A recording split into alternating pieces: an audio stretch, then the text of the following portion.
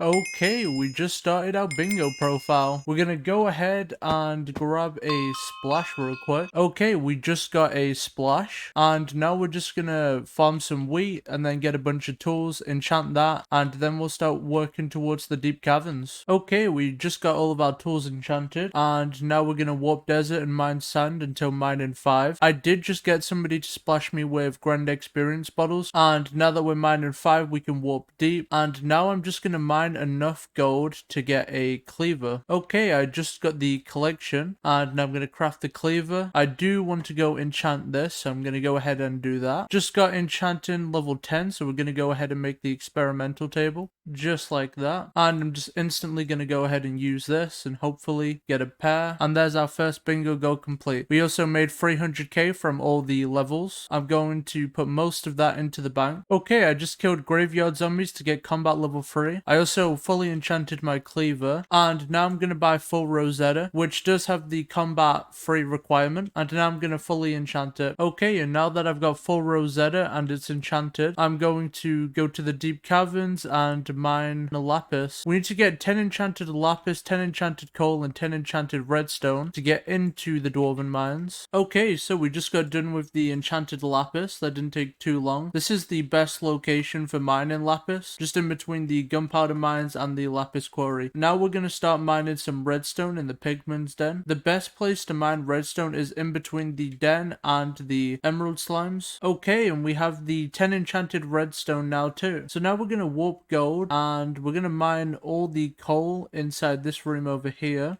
Once you mine all the coal, you're going to want to leave the lobby and come back, and just keep doing it until you have the 1000 collection. Okay, we finally have all 3 of our ores. We're now going to warp desert and mine sand until we are level 12. Okay, and there's mining level 12. We just need to make our way down the deep caverns, then we'll get into the Dwarven mines. And now we're giving the ores to Rye, and now we're in the Dwarven mines. It is 2 times powder, so I'm going to quickly go do the puzzler. We're not going to be doing any commissions here, but we are going to be mining emeralds. Okay, we're at the fetcher, and we're giving him 20 yellow stained glass to get another 2000 mithril powder. Now we have a decent amount of mining speed. There is a talisman goal, and I want to start working towards that. So we're going to be mining emeralds so we can get 4 talismans. Okay, we've mined all of the emeralds we need. We're going to go ahead and craft some talismans. We're going to craft the talisman of coins, the magnetic talisman, and the emerald ring. We're also going to warp jungle and talk to Juliet and start the quest. So for this, we just need to find Romero. He'll be in the savannah area behind the tent.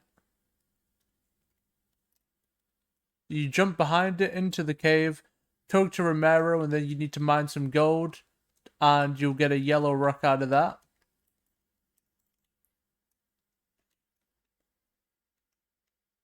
This is where the cave's located.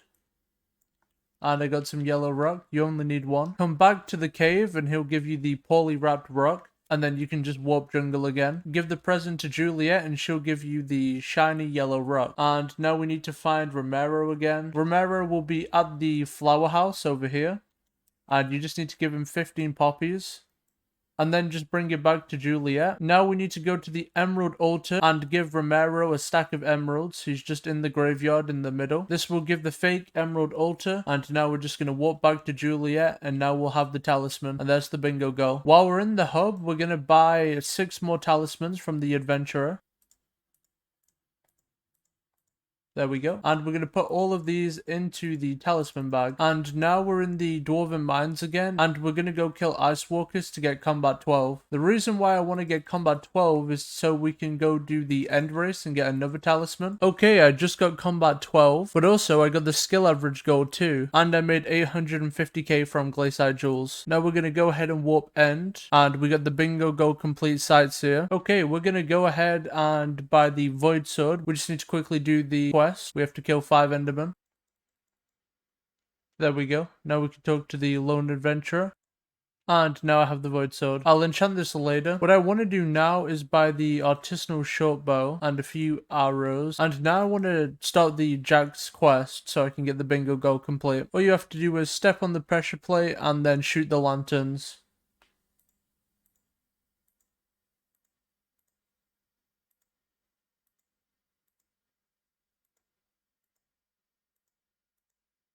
The first one is pretty easy.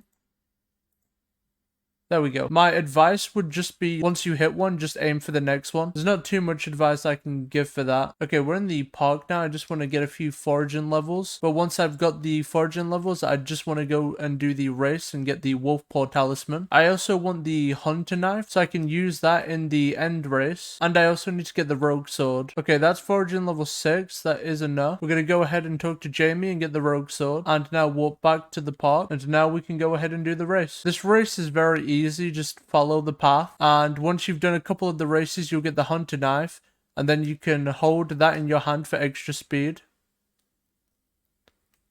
I also did just forget that I have a grappling hook, so I'm going to start using that. The rogue sword lasts for 30 seconds, so you don't need to use it multiple times in the race.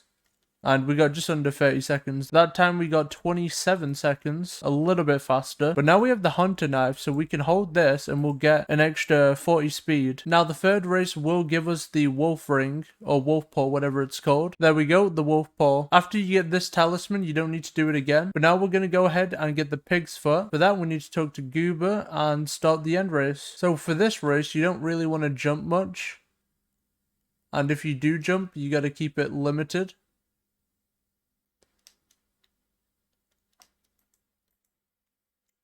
I don't have my texture pack on, so that's kind of annoying. Okay, there we go. There's the first.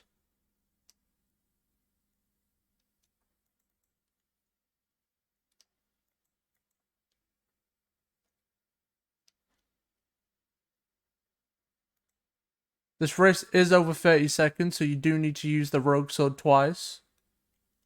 And there we go. We got it in under 41 seconds. I think you have to do this race about 4 times, so I'll come back once I've done it. Okay, and that's the pig's foot.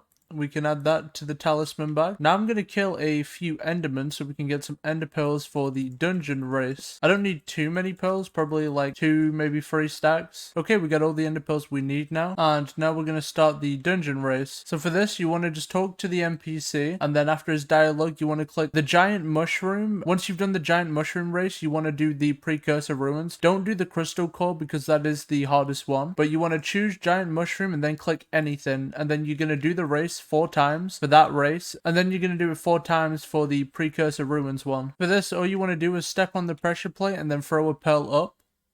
Click the NPC, step on the pressure plate again, and then the pearl will land, finish the race, and then do it again. Once you've done it 4 times, you should get the talisman.